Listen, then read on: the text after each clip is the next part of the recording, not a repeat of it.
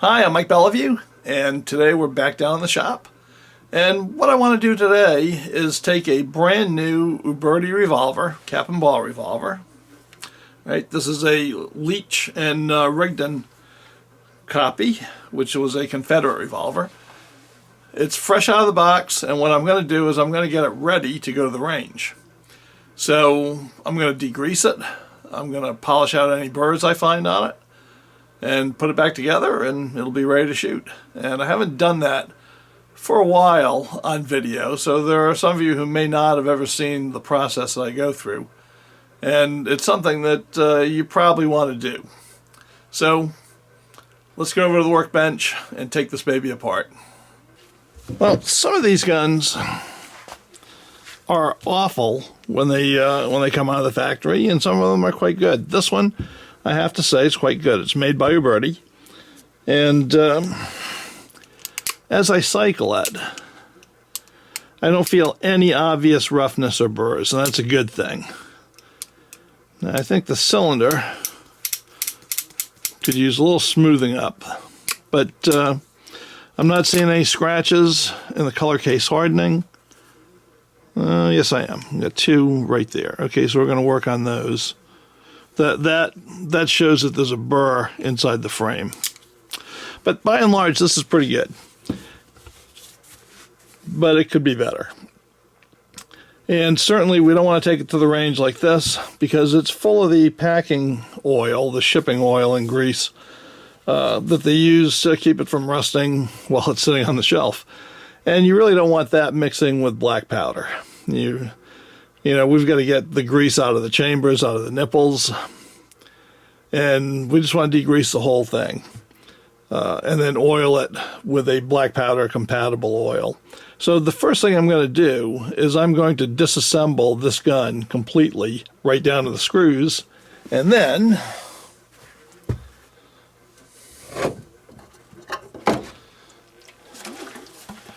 I'm going to degrease it using acetone. And I'll just take all of the oil off of it, get it down to bare metal, and then I can work on whatever needs to be smoothed up before I put it back together. All right, I have disassembled the whole gun. Everything's right down to the screws. And the first thing I'm going to do is I'm going to break the edges on the frame. Uberti's machining, they leave it so sharp you could literally cut your finger wide open on any of these edges. They're sharp as a knife. Okay, so I just take a stone. Okay, all I want to do is just break that hard edge. Okay, I want to get it so that it is safe for me to run my fingers over it without any danger of cutting myself. All right, so I'm just using a ceramic stone.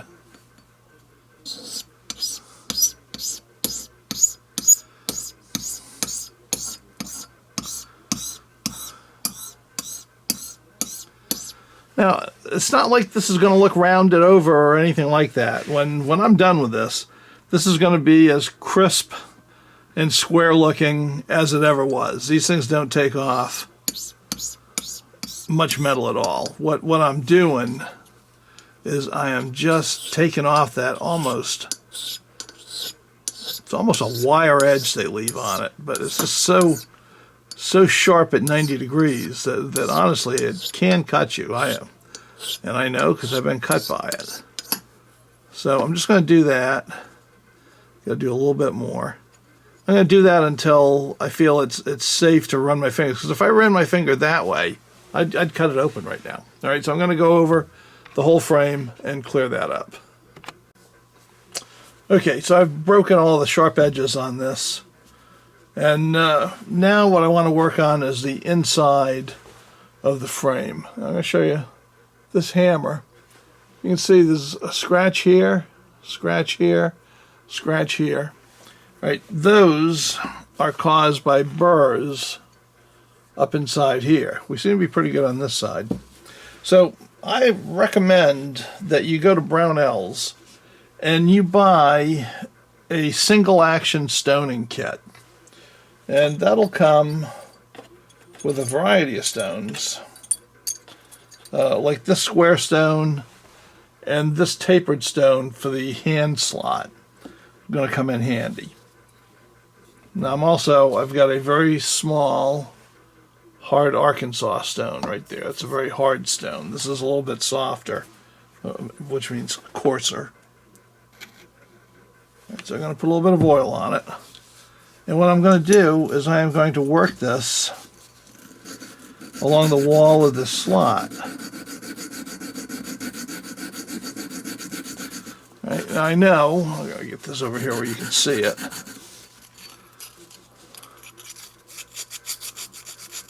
You can see where I'm working, right?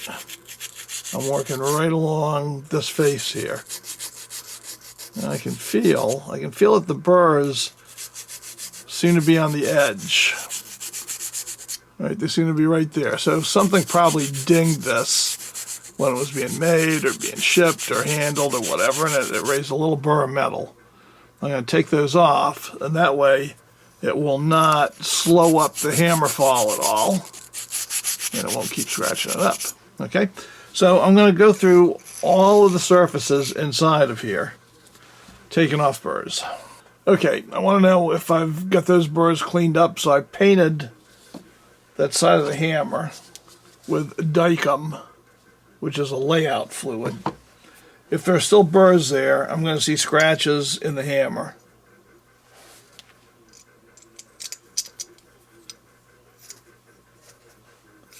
Alright, so I put the screw back in.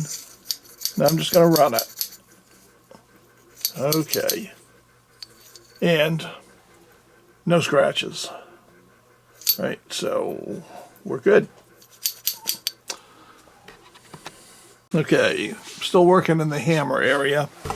Oops, that's hard to work with a camera in front of you. Alright, so this is the hammer, and of course the screw. And I can feel a little bit of drag in there, which I should not have. So I'm going to polish the hole in the hammer, and I'm using emery cloth. I'm going to use 320 grit.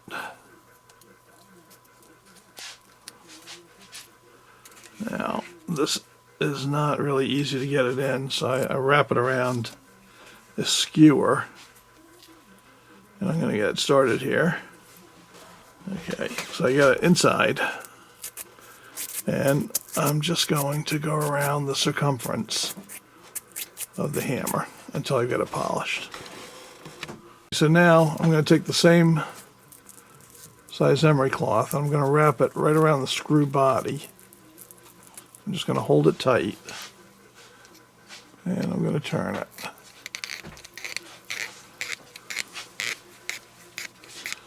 And I'm just going to polish it down that way. Okay, now I've got nice smooth turning there. Nothing to hold it up. Okay, next I'm going to do the hand. And I'm using my flat stone. And I'm just going to polish the outside edges of it. All we want to do is make sure that it is smooth. Right? That any burrs have been taken down. So that'll be good. And I'm going to do the same thing to all of the internal screws and parts.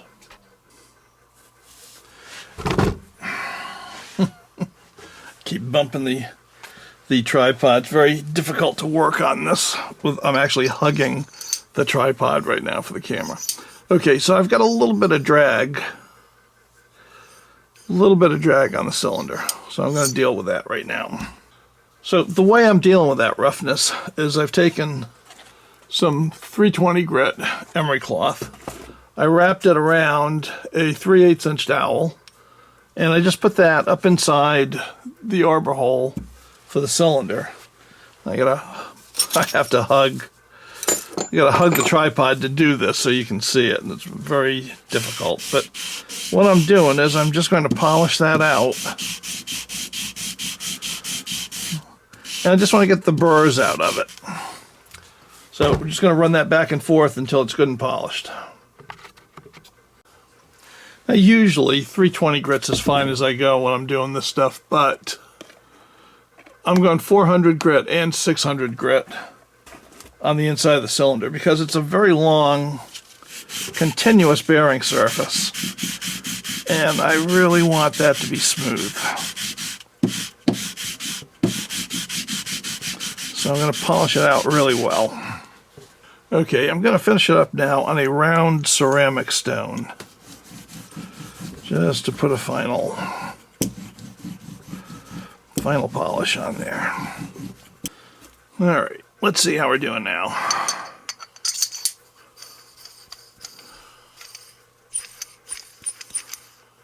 Very good. Alright, good. Just exactly what we want. Alright, so now it's time to take a look at the arbor. And this, by the way, this will have a short arbor, I'm pretty sure of that. All these Ubertis do.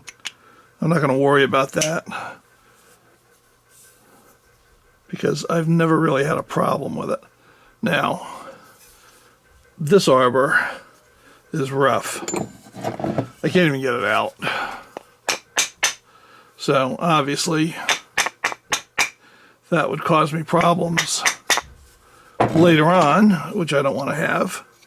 So, I'm going to polish the arbor and I'm going to polish the entrance into the barrel.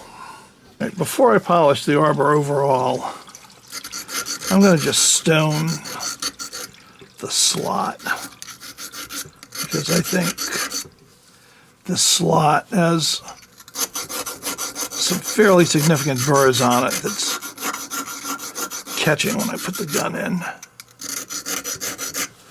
So I'm going to get this whole thing stoned down just so that the burrs are all off of it.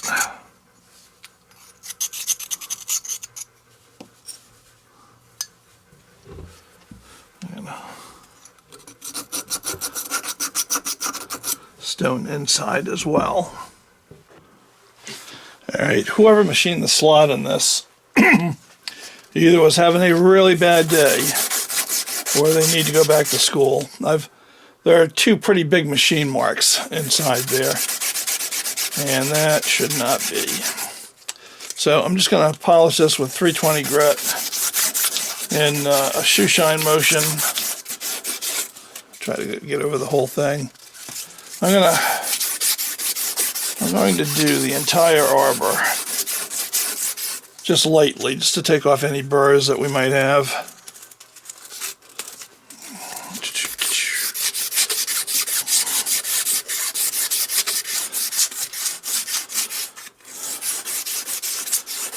But I'm not going to do much on here. But I'm going to work on this end until it fits well. And that's going to require working on the barrel assembly as well.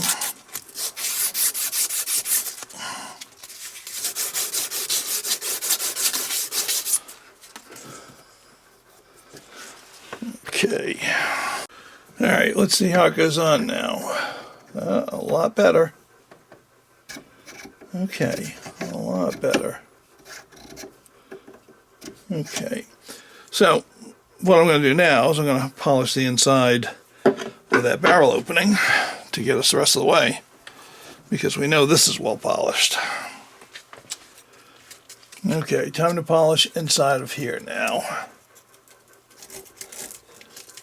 And I'm just wrapping emery cloth around a dowel.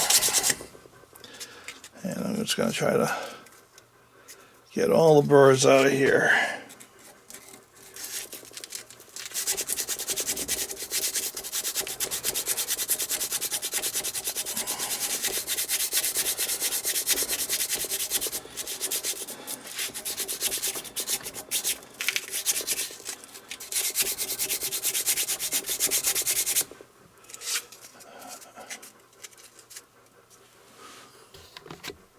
Okay, I've polished up now the arbor and the arbor hole in the barrel, and they go together just as they should, and they come off with hand pressure.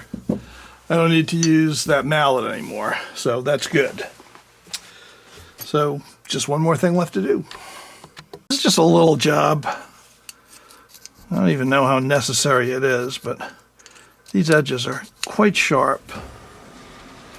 And I just want to put a little bit of a polish in here because I don't want caps, spent caps, getting caught on anything sharp in here. So I'm just stoning that surface out to make sure the caps can exit the gun without any problem at all.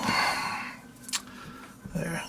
And you see how I can run my thumb right over there now. When I got this, if I had run my thumb over there that hard, I actually would have sliced my thumb open. So I'll tell you, there really is just a lot of cleaning up work on the machining. Now, the last thing I want to do is I want to work on the safety slot of the hammer. Just like all the other machining, the machining on this left everything very, very sharp, which means it's going to hold on to those caps and drop them into your action. We don't want that. All right. I mean, Colts have enough of a tendency to do that. The original Colts, of course, were better finished in the machining, and since I have two original cap and ball Colts, an Army and a Navy, I can attest to that. So I'm just going to stone over this area. I'm going to stone the face flat. First of all, I don't want anything sticking out to grab it. But then the next thing I've got to do, and this is difficult because this is so narrow, is I'm going to get inside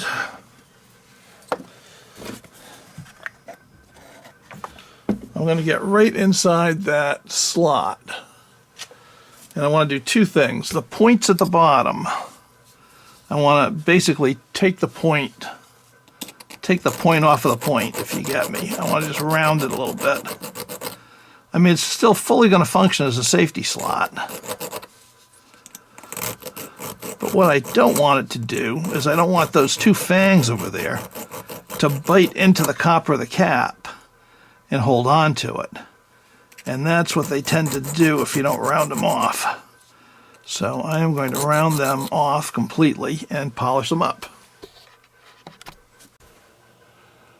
Alright, so I don't know how well you can see that, but I've rounded off the whole bottom surface over here. I've taken the sharp points off of that and I've blended it in with the face. I've stoned the face flat.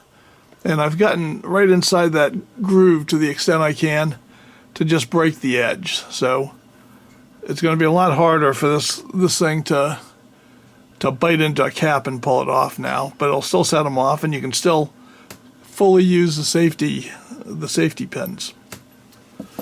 I call that defanging the hammer. And that's my own personal fix for cap sucking. Well, that's it. We're all done. I'm going to reassemble the gun and see how it feels. All right, so putting it back together, I found I was getting a fair amount of hand rubbing on the slot in the frame. And this is pretty normal. So I'm using a round stone and I'm just smoothing that area out.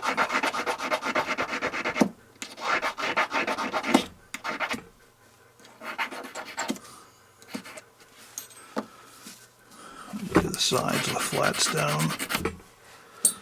No, I'm sorry. It's hard for me not to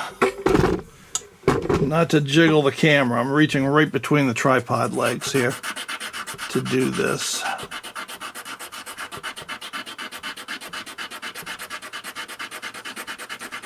I don't want this to get sloppy, but I do want it to be smooth. So I think we're going to be good right there. And I think you can see how I polished all the burrs out of that. And we're going to give it another try. Alright, that is much improved.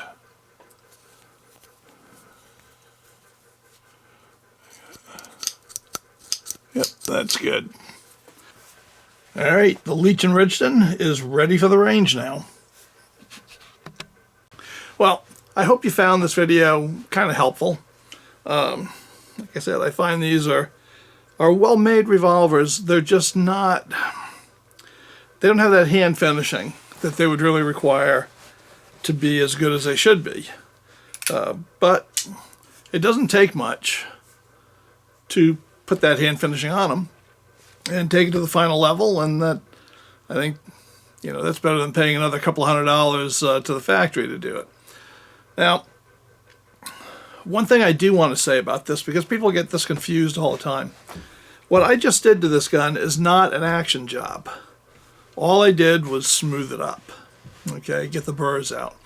An action job is a whole different beast, and that is where you would tune the trigger pull, where you'd work on the timing if you needed to, if the timing was not perfect. All of that is much more difficult to do.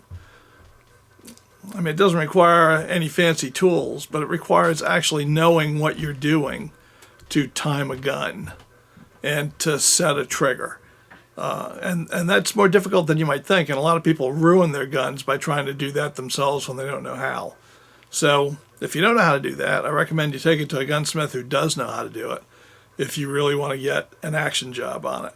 But if all you want to do is get it smoothed up so it functions much better at the range, so that your springs will last much longer because they're not fighting to get over those burrs, so that the gun comes apart and goes back together properly, as we did with this gun, well, then all it takes is really a few stones and some emery cloth, a dowel, and a couple of needle files, and you're in business. If you like this, by the way, you know what to do. Thumbs up. Subscribe if you have not already subscribed.